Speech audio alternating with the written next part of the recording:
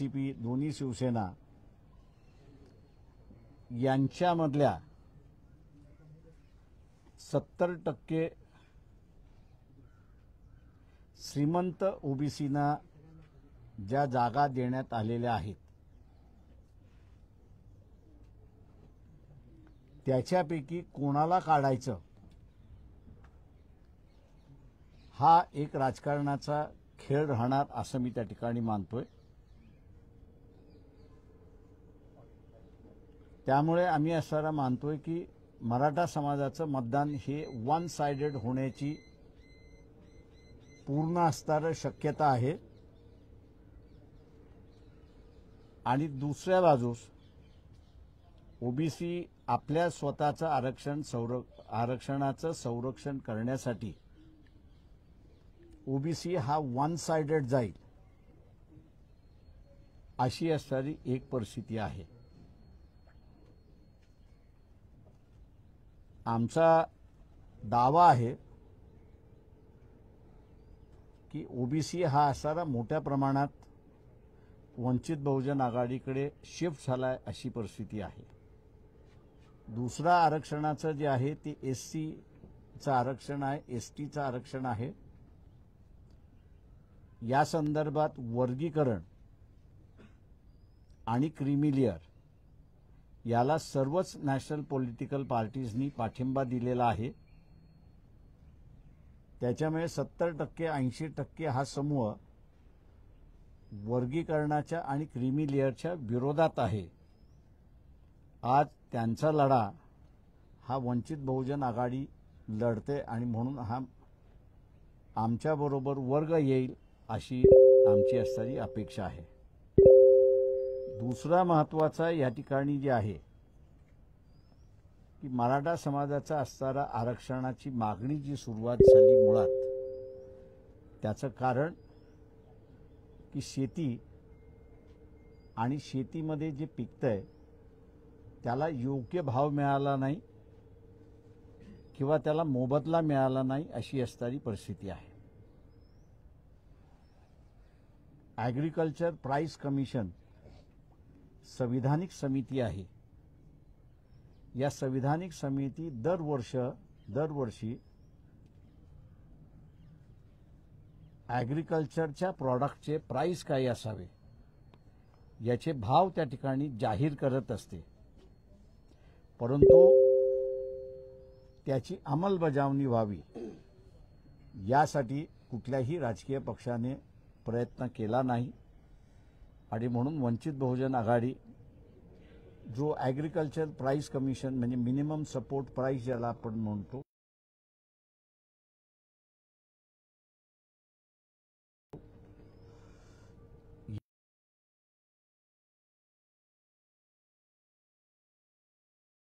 या भावाची अंमलबजावणी करण्यासाठी कायदा करेल। त्याच भावामध्ये विकत घेतलं पाहिजे हे बंधन राहणार व्यापाऱ्यांना आणि जो व्यापारी या कायद्याचा उल्लंघन करेल व्यापारी आणि त्याच्याच बरोबर बाजारपेगार म्हणून समजण्यात येईल आणि फौजदारी गुन्हा दाखल करण्यात येईल। मिनिमम सजा आम्ही तिथे असं सजेस्ट करणार आहोत ती 5 वर्षाची मिनिमम सजा त्या ठिकाणी असली पाहिजे। त्याच्याच बरोबर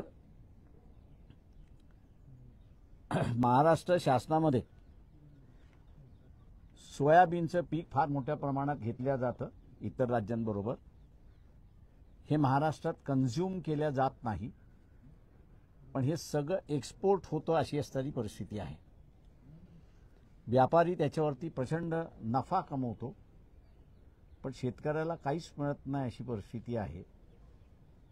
आम्ही असं म्हणतो आमचे 15 जरी निवडून आले तरी ज्याचं कोणाचं सरकारमध्ये आमची गरज लागेल त्याला एग्रीमेंट करायला लावणार की सोयाबीनची भाव जो आहे हा 6,000 रुपये प्रति क्विंटल त्या ठिकाणी असला पाहिजे। कापूस आणि सोयाबीन हे दोन्हीही सेंट्रल गव्हर्नमेंटला, ज्याला फॉरेन एक्सचेंज मध्ये म्हणता येईल, एकंदरीत 1,80,000 कोटी एवढं इन्कम जनरेट करून त्या ठिकाणी देतं. त्याचा मोबदला शेतकऱ्याला काही मिळत नाही. मायनिंगच्या संदर्भातली जी एक भूमिका आहे की स्टेट बरोबर रॉयल्टी मिळते, तशाच रीतीने ॲग्रो प्रॉडक्टच्या माध्यमातून फॉरेन एक्सचेंज जे सेंट्रल गव्हर्नमेंटला मिळतं त्याच्यामधलं सुद्धा कमिशन हे मिळालं पाहिजे. आणि ते सुरुवात करून कापसाच्या शेतकऱ्याला आणि सोयाबीनच्या शेतकऱ्याला शासन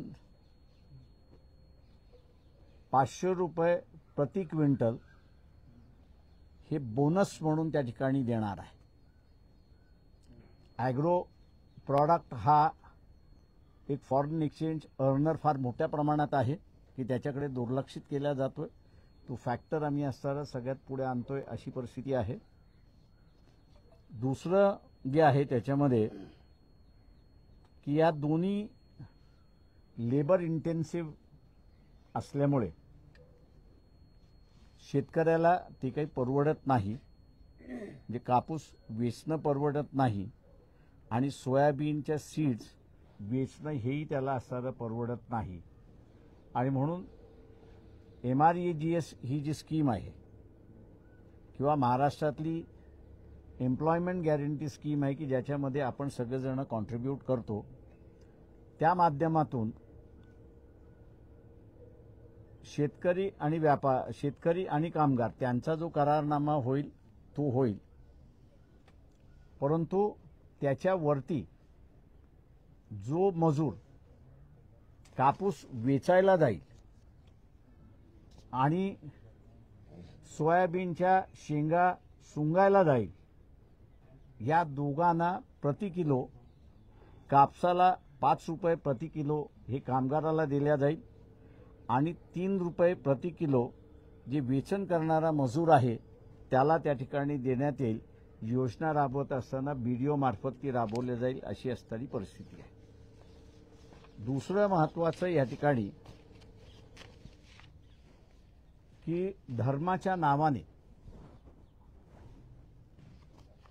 दंगली केल्या जातात आणि या दंगलीमध्ये मोहम्मद पैगंबरांचं नाव घेतलं जातं, काही वेळेस शिवाजी महाराजांचं नाव घेतलं जातं, काही वेळेस बाबासाहेबांचं घेतलं जातं, काही वेळेस संतांचं घेतलं जातं आणि काही वेळेस दैवतांचं घेतलं जातं अशी परिस्थिती आहे.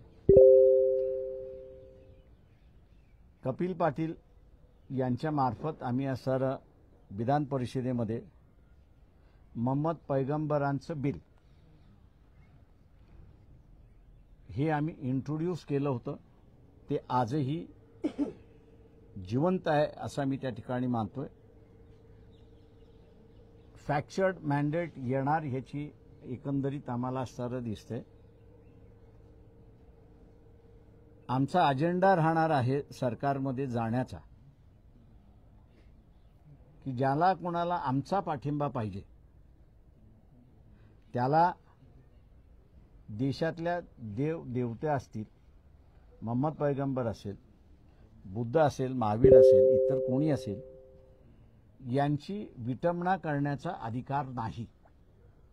आणि जो कोणी विटंबना करेल तो क्रिमिनल ऑफेन्स म्हणून त्या ठिकाणी ठरवला पाहिजे आणि क्रिमिनल ऑफेन्स करून त्याच्यावरती शिक्षा ही झाली पाहिजे, तरच या ठिकाणी शांतता नांदू शकते अशी असणारी परिस्थिती आहे.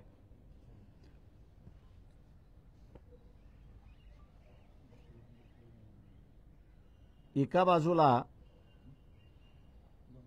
प्रचंड पाऊस पडतो आणि दुसऱ्या बाजूला दुष्काळग्रस्त परिस्थिती अशी असणारी परिस्थिती आहे. मी आता उदाहरण द्यायचं झालं तर जळगाव धुळे भागामध्ये उकाई हे धरण आहे की ज्याची कॅपॅसिटी ही 90 TMC आहे.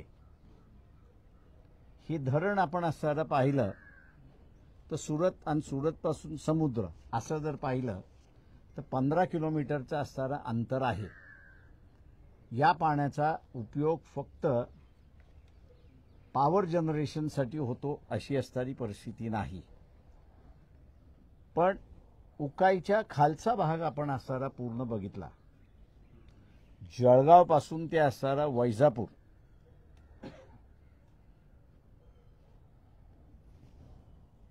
बॅकवॉटर वैजापूरपर्यंत घेऊन आलं किंवा मनमाडपर्यंत घेऊन आलं तर ते गोदावरीपर्यंत असणारं नेऊन पोचवता येतं. आणि ही जे 90 TMC पाणी दरवर्षी समुद्रामध्ये जातं, त्याचं एकही TMC पाणी वापरामध्ये नाही, फक्त इलेक्ट्रिसिटी शिवाय. हे बॅकवॉटरच्या माध्यमातून असणारं केलं तर मराठवाडा हा जो आपल्याला दुष्काळी भाग त्या ठिकाणी असणारा दिसतोय, त्याच्या पिण्याच्या पाण्याचा प्रश्न हा सोडवता येईल. त्याच्यामुळे अनेक असणाऱ्या योजना त्याच्यामध्ये आम्ही असणारा आखल्यात अशी असणारी परिस्थिती आहे. दुसरं, एम्प्लॉयमेंट वाढू शकत नाही असं या ठिकाणी सांगितलं जातं.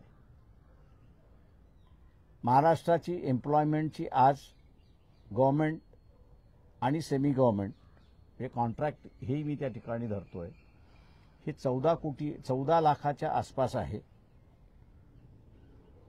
ही 14 लाखाची एम्प्लॉयमेंट आपण असं धरली तर 1980 साली होती. त्यावेळेस महाराष्ट्राची पॉप्युलेशन ही 6 ते 7.5 कोटी होती अशी असणारी परिस्थिती आहे. आज 2024 आहोत. महाराष्ट्राची पॉप्युलेशन ही एकंदरीत 13 कोटीवरती गेलेली आहे अशी परिस्थिती आहे. तेव्हा येणाऱ्या 5 वर्षाच्या कालावधीमध्ये वेलफेअर कन्सेप्ट ही मांडायची असेल तर एकंदरीत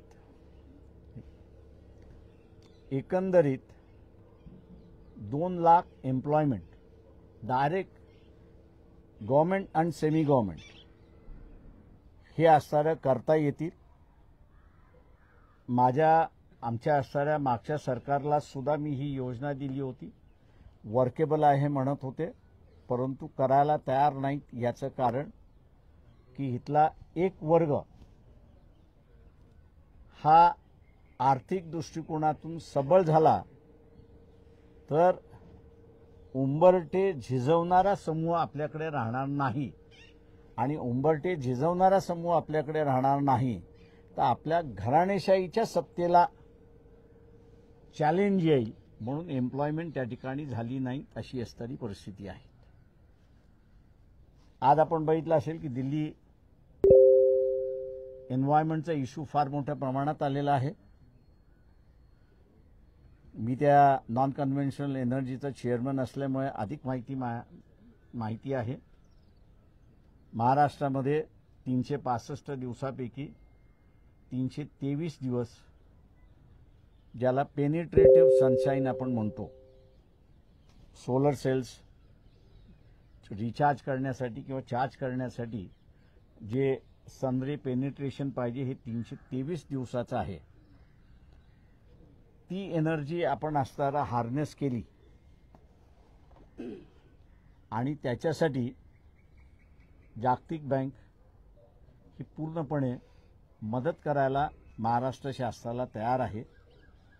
पण दुर्दैवाने पॅनलिंगच्या कॉन्ट्रॅक्टमध्ये त्याचे पॅनल्स कोणी करायचे याच्या कॉन्ट्रॅक्टमध्ये ती अडकलेली आहे. आम्ही आश्वासन या ठिकाणी देतो की नॉन कन्व्हेन्शनल एनर्जीचं हे हब वाढलं तर नुसतं एन्व्हायरमेंट क्लिअरन्सचा भाग येत नाही त्याच्यामध्ये, तर एक एम्प्लॉयमेंट जनरेशनसुद्धा भाग आहे. 1.5 ते 2.25 लाख यंगर जनरेशन हे सोलर पॅनल इरेक्ट करायला आणि सोलर पॅनल मेंटेन करायला या ठिकाणी लागतील आणि ती एक एम्प्लॉयमेंट जनरेशनचा एव्हेन्यू आहे असं आम्ही त्या ठिकाणी मानतो. दुसरं जे आहे, महाराष्ट्रामध्ये एंटरप्रिन्युअर निर्माण करणं हे आता बंद झालंय अशी असणारी परिस्थिती आहे.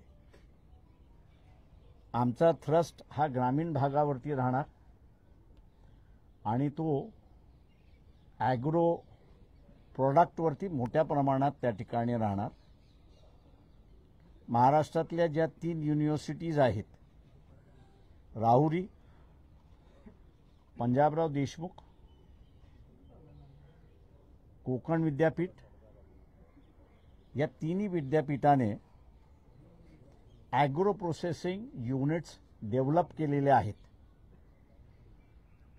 एवढंच आहे की शासन त्याला असणारा प्रोत्साहित करत नाही अशी असणारी परिस्थिती आहे.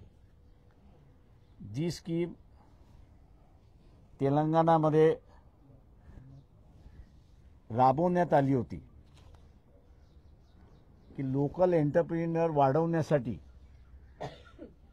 त्यांनी एकेका कुटुंबाला किंवा एकेका व्यक्तीला 10 लाखाचं असताना अनुदान दिलं आणि मग 2 जण एकत्र या, 3 जण एकत्र या, तुमचं स्वतःचं युनिट तुम्ही उभं करा आणि ग्रामीण भागामधला इंडस्ट्रियलायझेशन आणि औद्योगिकरण सुरुवात करा.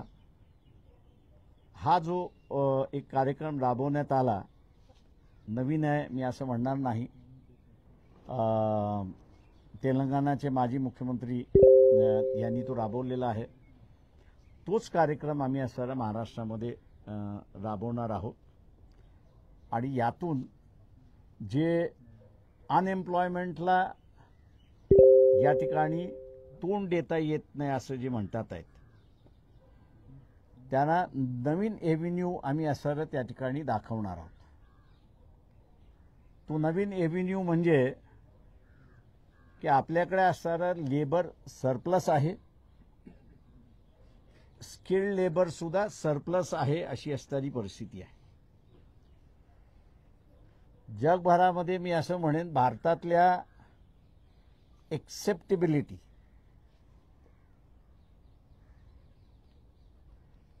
ही जर कोणाला असेल तर 3 राज्याच्या लोकांना एक्सेप्टेबिलिटी अधिक आहे असं मी त्या ठिकाणी मानतो. एक महाराष्ट्रातलं, दुसरं तामिळनाडूमधलं आणि तिसरं असणारं केरळामधलं.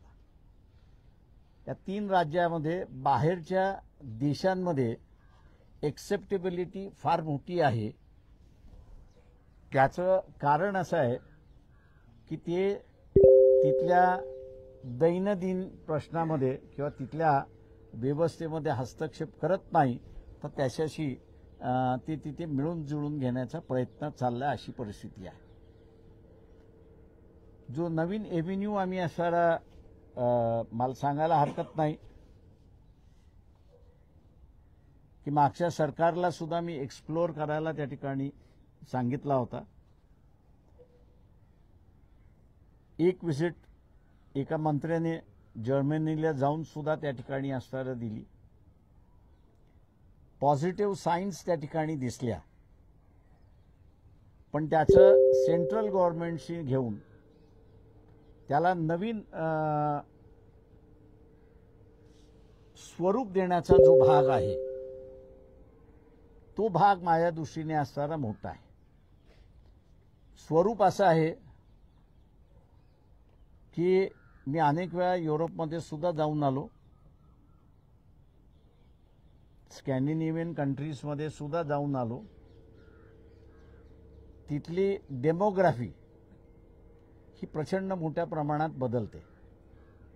म्हणजे त्यांच्याकडे यंगर जनरेशन कमी आहे अशी असणारी परिस्थिती आहे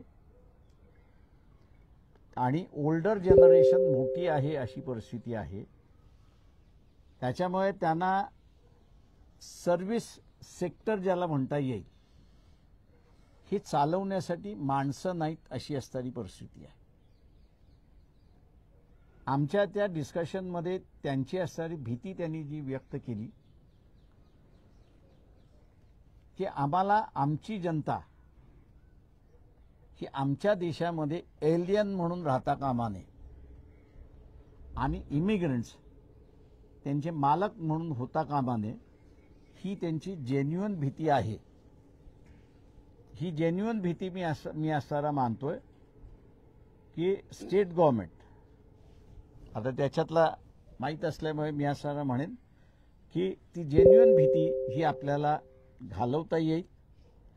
त्यांच्याबरोबरचा असणारा एग्रीमेंट त्या ठिकाणी करता येईल आणि हा लागणारा जो स्किल्ड क्लास आहे, तो स्किल क्लास आपण त्यांना असणारा प्रोव्हाइड करू शकतो. आणि आज जो गव्हर्नमेंटवरचा अनएम्प्लॉयमेंटचा असणारा भार जो मोठ्या प्रमाणात पडलाय, त्याला आपण असणारा ॲड्रेस करू शकतो, अशी असणारी परिस्थिती आहे. मी असं म्हणेन की आत्ताच्या मॉडर्न वर्ल्डमध्ये हे ग्लोबल वर्ल्ड न राहता हे आता ग्लोबल गाव झालंय, अशी असणारी परिस्थिती आहे. या ग्लोबल गावामध्ये आदान प्रदान होण्याची एव्हरी पॉसिबिलिटी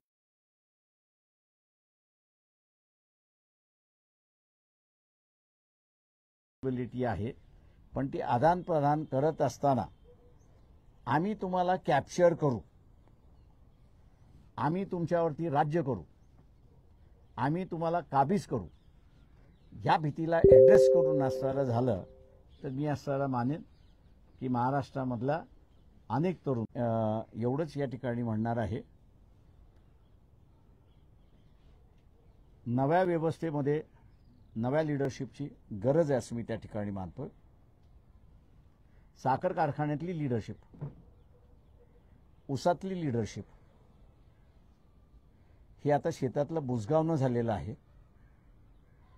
ही जनतेने असणारा ओळखावं आणि या निवडणुकीमध्ये यंगर जनरेशनला पुढे आणावं, हीच आम्ही ह्या इलेक्शनमधून अपेक्षा आणि त्याच पद्धतीने आम्ही असणारे उमेदवारसुद्धा उभे केलेले आहेत. आम्ही गृहीत असं धरतो की जनता वंचितचा जो कार्यक्रम आहे तो कार्यक्रम स्वीकारेल आणि मोठ्या प्रमाणात वंचितच्या बाजूने असणारं मतदान करेल, अशी अपेक्षा आम्ही त्या ठिकाणी बाळगतो. एक फक्त अजून एंड करतो. 8 तारखेपर्यंत मी प्रचाराच्या सभेमध्ये कुठेही नसणार आहे. माझी पहिली प्रचाराची सभा ही 9 तारखेला सोलापूरपासून सुरुवात करतोय. माझ्या तब्येतीबद्दल अनेक जणांनी कॉमेंट केले, चांगले केले, वाईट केले. त्या सगळ्यांचा मी असा धन्यवाद देतो, आभारही मानतो त्यांचे. हॉस्पिटलचे आणि डॉक्टरांचे रिस्ट्रिक्शन लक्षात घेता माझ्या हा प्रचाराचा दौरा त्या ठिकाणी राहील अशी अपेक्षा आहे. माझा कार्यक्रम जसं मी म्हटलं की 9 तारखेपासून सुरुवात होतोय. 10 तारखेपासूनचा जो अधिकृत कार्यक्रम जो आहे तो आपल्याला लवकरच त्या ठिकाणी रिलीज केला जाईल अशी परिस्थिती आहे. आपण आता विचारा. सर, आता तुम्ही रोजगाराचा विषय काढला की नुकतंच आता पंतप्रधानांची आर्थिक सल्लागार परिषद त्यांनी असं सांगितलं की महाराष्ट्र जो पूर्वी जीडीपी मध्ये टॉप 5 मध्ये असायचा तो आता 6व्या क्रमांकावर आलेला आहे. कारण इथली जी आर्थिक शिस्त जी आहे ती कॅगने पण ऑलरेडी सांगितली होती, आता परत पंतप्रधानांच्या सल्लागार परिषदेनं पण सांगितलेलं आहे आणि ती आकडेवारी 10-11 पासूनची त्यांनी सांगितलेली आहे. गुजरात आता टॉप 5 मध्ये आहे आणि दक्षिणेत चोराचं राज्य आहे मी असं म्हणेन. मी असं म्हणेन फक्त असणारा महाराष्ट्राने आम्हाला असणारा सत्ता द्यावी. गुजरात एका राज्याने देशाला किती लुटलेला आहे याची आकडेवारी आम्ही असणारा आत्ताही मी देऊ शकतो. पण दुर्दैवाने मी जसं म्हणालो की ऊसाच्या पिकातलं नेतृत्व आता धार राहिलेली नाही. त्याच्यामुळे असणारं काय कॅरेक्टर आहे हे मी आपल्यासमोर आणणंच आहे. 9 तारखेला मी अजूनही आणणार आहे त्याच्यामध्ये. त्याच्यामुळे नव्या पिढीला येऊ द्या. महाराष्ट्र याला कधीही केंद्र सरकारची गरज पडली नाही. उलट यशवंतराव चव्हाण असताना एक म्हण होती की देशाच्या वाचायला महाराष्ट्र गेला. ही महाराष्ट्राची जी ताकद आहे ती पुन्हा इस्टॅब्लिश करता येते अशी परिस्थिती आहे. एका जातीच्या आधारावर निवडणूक लढता आणि जिंकता येत नाही असं जरांगे पाटलांना अर्ध माघार घेण्याच्या शेवटच्या दिवशी जाणीव झाली आणि त्यांनी निर्णय घेतला की निवडणुकीत कोणी उमेदवार सुरुवातीपासून सर्वांना म्हणजे आपल्या याद्या जरी बघितलं तरी उमेदवारची जात देखील हे तो आपल्याला आधीच कळलेलं. जरांगे पाटलांच्या या भूमिकेविषयी आपलं काय भाष्य आहे? माझी जरांगे पाटील यांना असणारी विनंती आहे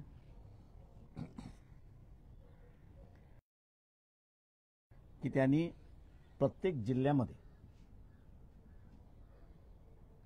महाविकासचा उमेदवार, आघाडीचा उमेदवार या दोघांचे नाते काही आहेत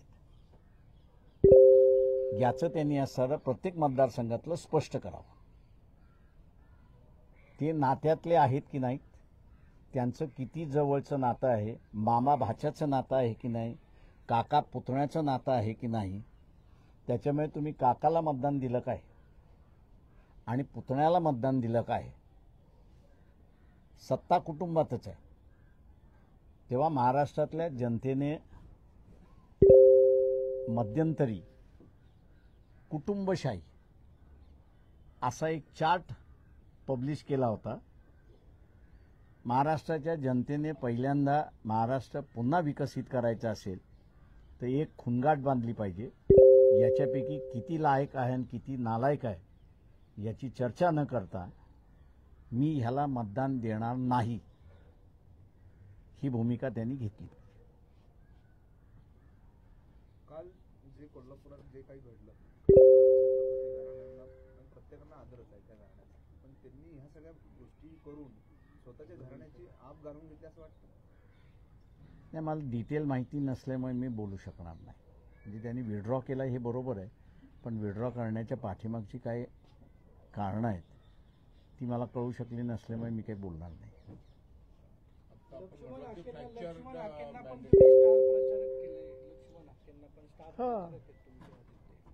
आहे ना, मी असं म्हणालो की ही निवडणूक दुर्दैव असं मी म्हणेन की ओबीसी मराठा समाजाला मतदान करणार नाही आणि मराठा जो आहे तो मराठाला सोडून मतदान करणार नाही. त्याच्यामुळे असणारं ही अत्यंत फिअर्स कॉन्टेस्ट केलं जाईल आणि मला भीती आहे की बीड नगरसारख्या शहरामध्ये बंदुका निघाल्या तर आपण आश्चर्य मानू नये. सभा किती ठिकाणी घेणार आहे? माझा सहसा कार्यक्रम रिस्ट्रिक्शनच्या याच्यामुळे प्रमाणे ज्याला म्हणता येईल 4च्या वरती माझ्या सभा नसणार पर डे. पण ते 4 कुठं असणार महत्वाचे? पुण्यात असणार आहे का? मी आत्ता काय मला सांगता येणार कारण ते कार्यक्रम ठरला जातोय त्या ह्याच्यामध्ये, पण एखादी सभा पुण्यामध्ये असेल एवढं निश्चित सांगतो. फॅक्चर्ड मॅन्डेटची शक्यता वर्तवली आहे. वंचित बहुजन आघाडीचा अशा परिस्थितीमध्ये काय नेमका रोल? ते आम्ही जसं म्हणालो की डेव्हलपमेंट ओरिएंटेड अजेंडा ज्याला आमचा मान्य असेल तो आमचा मित्र राहणार आहे. सरकार तुमच्याशिवाय स्थापन होणार नाही असं म्हणायचं तुम्हाला? मी तसं नाही म्हटलेलं आहे. मी म्हटले की मी असं म्हणालो की ज्याला कोणाला आमचा पाठिंबा पाहिजे त्याला असणारा आमचा अजेंडा हा मान्य करावा लागेल. किती अंदाजे तुम्हाला किती अपेक्षा आहेत, किती जागा निवडून? बघा आता जसं परिस्थिती बदलली नाही असं धरून चालू मराठवाडा, बुलढाणा आणि हा जो भाग जळगाव हा जिल्ह्यातला जो भाग आहे की जिथे आज आत्ताच्या क्षणापर्यंत तरी ओबीसीमध्ये आणि मराठा समाजामध्ये विस्तोही जात नाही अशी असणारी परिस्थिती आहे. तिथलं प्रिडिक्ट करणं अनसर्टन आहे. टक्केवारी कोणाकडे जास्ती राहील हा त्याच्यातला भाग आहे. मतदान कोण जास्ती करून घेईल हा त्याच्यातला भाग राहणार आहे. दुसरा मी जसं म्हणालो की मुस्लिम समाजाचा, मी आज काही मौलवींवरती बोलणार नाही, पण नांदेडच्या सभेमध्ये मौलवींवरती मी निश्चितपणे बोलणार आहे आणि तिथे असताना आम्ही मुस्लिम मतदार जो आहे त्याला एक दिशा देण्याचा आमचा प्रयत्न त्या ठिकाणी राहील. जरांगे पाटलांनी ज्या पद्धतीनं काल सांगितलं की हा कदाचित गनिमी कावा आपण असू शकतो किंवा त्यांच्या मागचा जो अदृश्य हात आहे त्यांचाही गनिमी कावा असू शकेल कशाबद्दल? निवडणूक न लढण्याचा. आमच्या दृष्टीने दुर्दैव मी असं म्हणेन की जरांगे पाटील यांनी रयतेतला जो मराठा होता, सत्तातला निजामी मराठा होता आणि आहे, त्या रयतेच्या मराठ्याचं बळी दिला.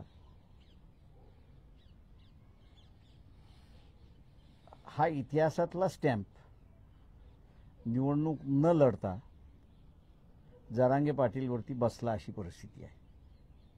त्याच्यामुळे उद्या त्यांनी किती उड्या मारल्या आणि काही केल्या तरी त्यांच्या पाठीमागे घरंदाज मराठा उभा राहिला नव्हता, तर सामान्य मराठा उभा राहिला होता.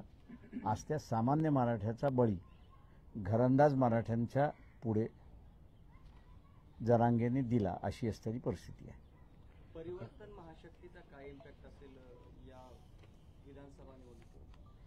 जे राजू शेट्टी असतील, बच्चू कडू आणि संभाजीराजे तिघांनी मिळून एक परिवर्तन महाशक्ती आघाडी केली आहे. काय इम्पॅक्ट असेल या येणाऱ्या निवडणुकीत? काही मतदारसंघामध्ये त्याच्या पलीकडे.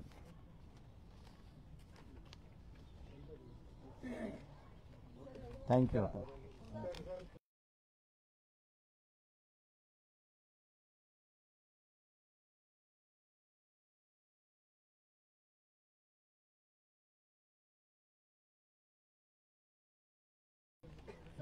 थँक्यू.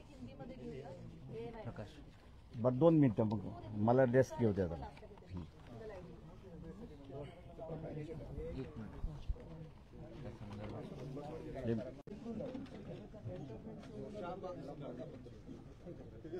सर हे नाव काय?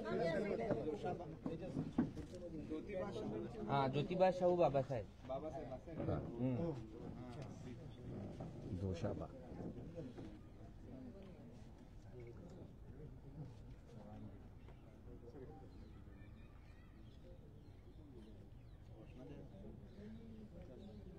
वंचित बहुजन आघाडीचा ओके चला.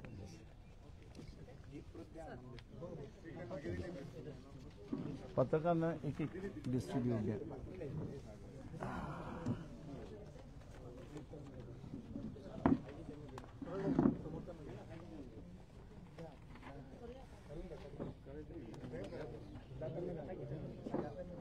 पाठीमागून दे ना.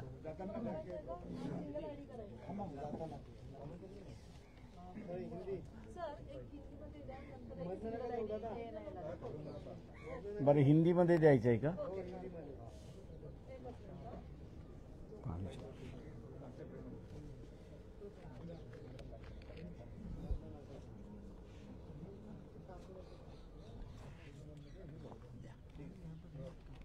अच्छा मी ठीक आहे.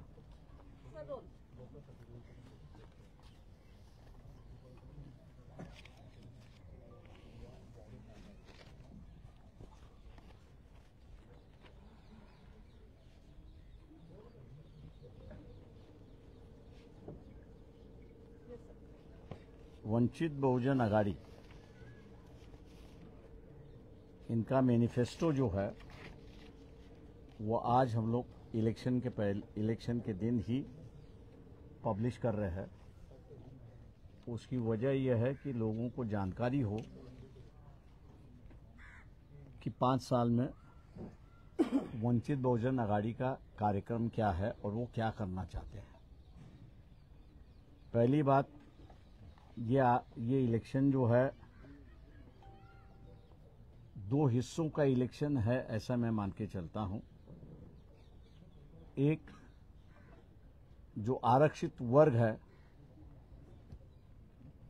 उस आरक्षित वर्ग के लिए आरक्षण बचाना, ओबीसी को अपना आरक्षण बचाना,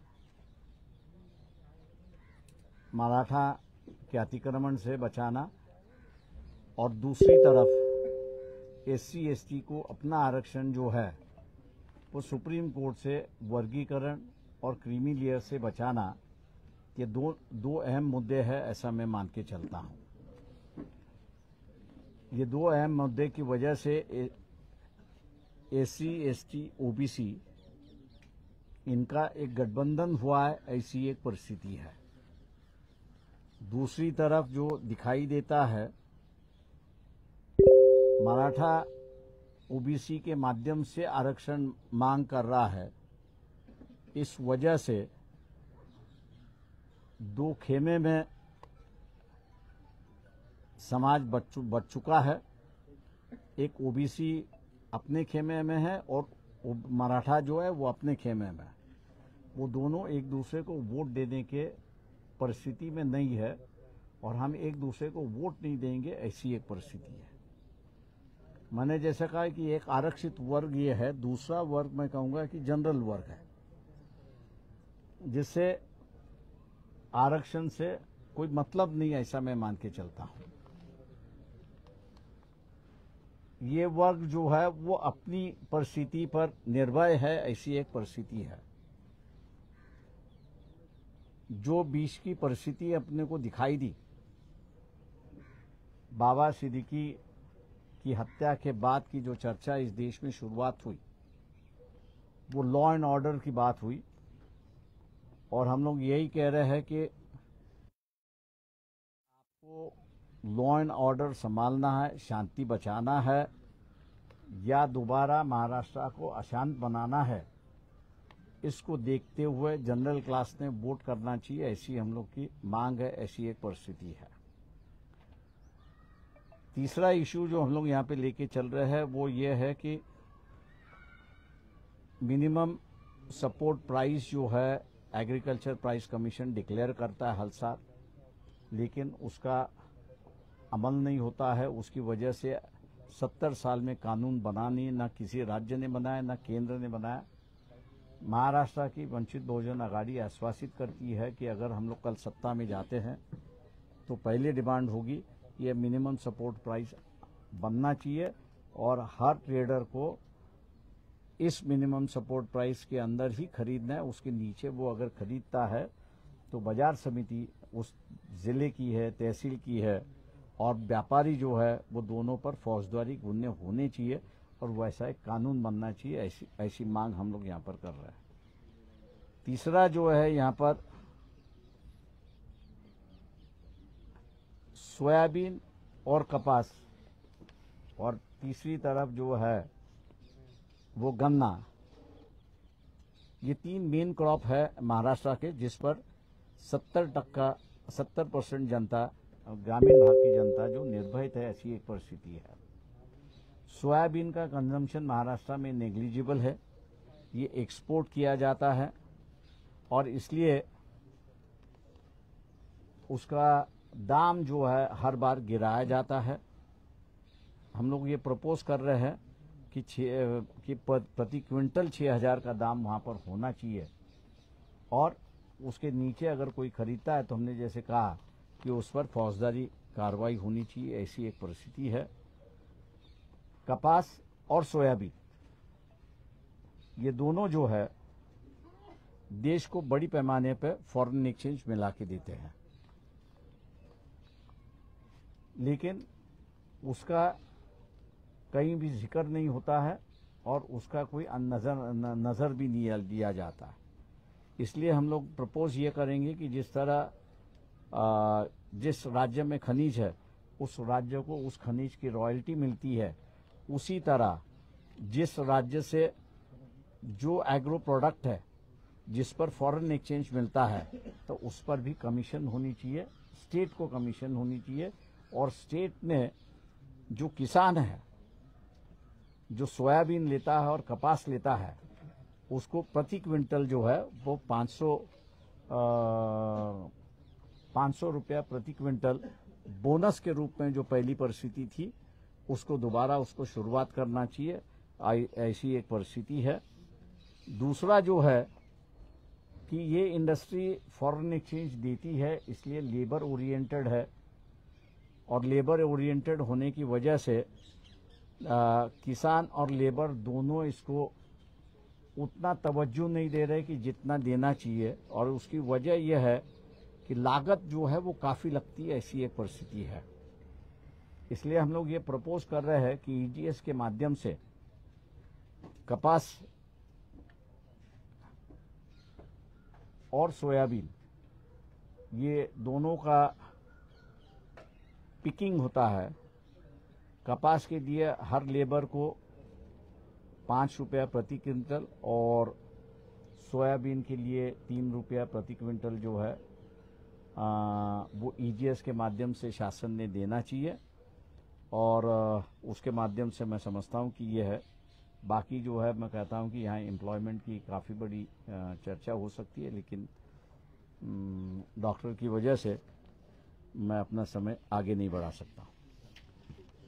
तो सभी पत्रकार साथियों के धन्यवाद, आप यहाँ आए और आपने हमको सुना और